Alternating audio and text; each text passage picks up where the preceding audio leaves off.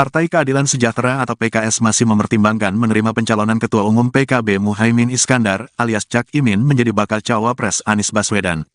Meski demikian, PKS membuka pintu lebar-lebar untuk Cak Imin.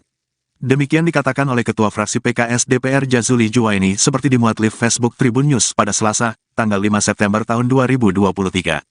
Jazuli menerangkan bahwa PKS selalu membuka pintu kepada siapapun jelang Pilpres 2024 ini. Jangankan untuk PKB, untuk partai di luar koalisi perubahan, PKS juga menerima silaturahmi. Oleh karena itu, PKS akan segera membuka pintu komunikasi dengan Cak Imin. PKS disebut akan membuka pintu dan dada terbuka apabila Cak Imin mau berkunjung ke PKS. Jadi kalau Cak Imin mau datang ke PKS, kami buka pintu dan dada terbuka, kata Jazuli. Namun Jazuli masih enggan menjawab kapan waktu pertemuan Cak Imin dan PKS. Menurut Jazuli, hal itu persoalan teknis dan jauh lebih baik ditanyakan langsung kepada PKB. Diharapkan, pertemuan dengan Cak Imin sebelum musyawarah Majelis Syuro akan mempermudah proses penentuan bakal cawapres tersebut. Sebelumnya PKS mengaku masih akan merekomendasi nama Cak Imin sebagai bakal cawapres. Nantinya nama Cak Imin diusulkan untuk dibahas pada musyawarah Majelis Syuro, MMS, PKS. Presiden PKS Ahmad Syaihu pun mengaku menyambut baik bergabungnya PKB dalam koalisi perubahan untuk persatuan. Ia pun berharap bergabungnya partai baru dapat memperkokoh koalisi dalam meraih kemenangan di pemilu 2024. Ini makanya angle-nya itu Ustaz. Yang desainnya dah terpaksa kayak lagu main amat. Kita bilang gimana pertemuan Saya kira jangankan di dalam koalisi, di luar koalisi, dengan kebangsaan antara partai politiknya. Insya Allah kita akan buka komunikasi jalan-jalan dengan PKB yang sudah deklarasi dengan Mas Anies, yang belum bergabung sama koalisi ini aja kita komunikasi. Jadi kalau Caimin mau datang ke PKS tentu dengan pintu dan dada terbuka. info-infonya apa? Kapannya itu urusan teknis lah. Urusan teknis kan nggak perlu harus. Pokoknya tunggu aja, insya Allah mudah-mudahan silaturahim. Tapi untuk pastinya, saya kira teman-teman tanya sama PKB lebih bagus. Ustaz, mungkin tadi kan PKS akan siap pada penentuan cawapres dari PKS itu berarti harus dibahas dulu dari internal Majelis Syuro, Kalau PKS dalam menentukan keputusan strategis itu memang selalu melalui sistem dan mekanisme Majelis Syuro. Itu selalu kalau di PKS. Ini memang itu yang dibangun aturannya. Selain manfaatnya tentu saya sudah pernah sampaikan bahwa pemikiran kolektif akan jauh lebih objektif daripada pemikiran personal. Pemikiran ke Majelis Syuro ini akan terjadi setelah nanti Caimin datang dulu ke PKS. Ya, insya Allah. Dinamika di Majelis Syuro itu sendiri ada yang lain nggak sih selain itu Caimin? Kan belum berapa. Tapi kan sudah ada teman-teman yang mengutarakan atau bagaimana ke Bang Sandi ke Prabowo ke Kalau cawapres ini pertama sebenarnya sudah ada beberapa, tetapi waktu itu kan kita serahkan kepada Mas Anies sebagai cawapres, ya kan? Dalam waktu yang sama, ketika ada perkembangan, kan kita sudah dengar semua, koalisi perubahan ini ada 3 partai.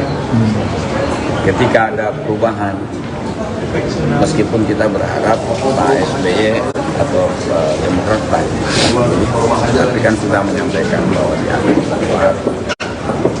Meskipun pernyataan itu bahwa dia akan keluar, saya masih punya harapan Demokrat gabung lagi. Nah, perkembangan dinamika politik yang ada, tentu PKS selalu menggunakan sistem dan mekanisme melalui Majelis Syuro. Apalagi ini capres cawapres itu masalah yang sangat strategis. 5 tahun ke depan menyangkut juga soliditas koalisi dan Kan di piagam koalisi sendiri kan sudah awalnya juga menyerahkan keputusan cawapres ke Mas Anies. Tapi kan ini pada akhirnya gitu Mas Anies nggak bisa, kalau kata Pak Sudirman Said nggak punya daya paksa gitu untuk membuka pilihannya, jadinya masih mengikuti ketum. Jadi kalau PKS memandangnya gimana sih? Iya, kan sebenarnya sesuatu itu yang paling penting kan dikomunikasikan. Ini kan bukan wahyu dari langit, bisa saja berubah, tapi yang perlu dibangun itu adalah komunikasi yang bagus. Saya kira dengan komunikasi itu semua akan bisa diatasi dengan baik. Ketika kita melakukan komunikasi, membahas, kan orang akan melihat dari berbagai macam perspektif dan sisi, ya kan? Begitu. Ustaz, pasca deklarasi Anies dan Caimin ini, apakah Nasdem sudah ada komunikasi dengan PKS, Ustaz? Saya kira nanti ketemu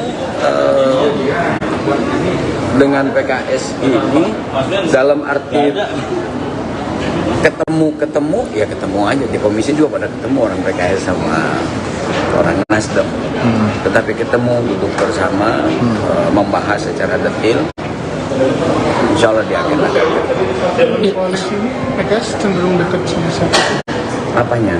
Dekat dalam artian sama Nasdem ini PKS itu masih... Pertama yang penting PKS ini adalah mengusung Mas Anies sebagai capres. Ya kan? Itu yang pertama dulu. Nah kalau itu tuh di Majelis Syuro itu sudah putus. Meskipun keputusan bisa saja berubah, tetapi ini dalam rapat Majelis Syuro sebelumnya PKS mengusung Mas Anies sebagai capres. Cawapresnya kita lihat siapa yang lebih bisa mendongkrak menuju kemenangan. Karena kan kita dalam mencapreskan ini bukan mau pameran orang, tapi kita pengen menang nih. Selain orangnya memiliki kapasitas, saya berulang-ulang dari awal mengatakan bahwa koalisi ini ibarat perahu di harus kuat. Jangan sampai pecah di empas ombak. Satu. Yang kedua, yang kita minta jadi nakoda ini tahu arah kompas. Negara ini terlalu besar. Masalahnya banyak, rumit. Hanya orang hebat yang bisa mengatasi masalah ini. Jadi sebenarnya itu poin PKS. Makanya yang kita usung ini harus orang yang punya potensi menang. Gitu loh. Ustaz, kemarin juga Demokrat kan selain untuk masuk di Prabowo maupun Ganjar juga Demokrat membuka peluang itu untuk membentuk poros baru, dan yang disebut-sebut itu PKS dan P3 untuk membentuk poros baru. Itu gimana dari PKS sendiri tanggapannya? Ya tentu PKS tidak boleh